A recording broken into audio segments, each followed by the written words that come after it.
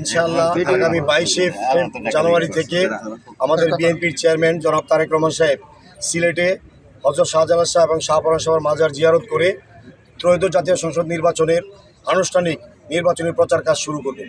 তার ধারাবাহিকতায় উনি ভৈরব আসবেন। কিশোরগঞ্জ জেলার আমাদের জাতীয়তাবাদী দলের যে 6 জন প্রার্থী আছে তাদেরকে উনি এই জনসভায় পরিচয় করে দেবেন। এখানে দেশ এবং জাতির জন্য, কিশোরগঞ্জবাসীর জন্য গুরুত্বপূর্ণ বক্তব্য রাখবেন।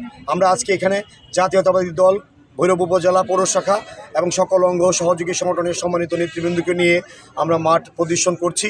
আমরা দেখছি আগামী দিনে এই বিশাল জনসভাকে জনসমুদ্রে রূপান্তরিত করার জন্য কী প্রয়োজনীয় পদক্ষেপ নেওয়া দরকার, কী ব্যবস্থাপনা করা দরকার, স্টেজ সহ সার্বিক বিষয়গুলো আমরা লক্ষ্য করছি। আমি দেখাচ্ছি প্রায় 50-60 রাস্তা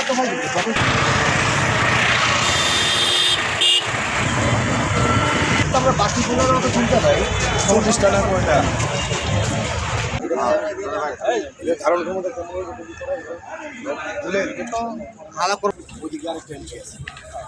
আচ্ছা, পাবলিকের জন্য এন্ট্রি আমাদের এখানে আমাদের স্মুথলি সাইকেল এখান থেকে নিয়ে আসা এবং স্টেজ থেকে আবার সেমভাবে স্মুথলি করা। যেহেতু আর এখানেও পার্কিং এর জায়গা আছে, আমি এই দিক দিয়ে এই সাইডটা হইলে আমাদের সুবিধা হয়।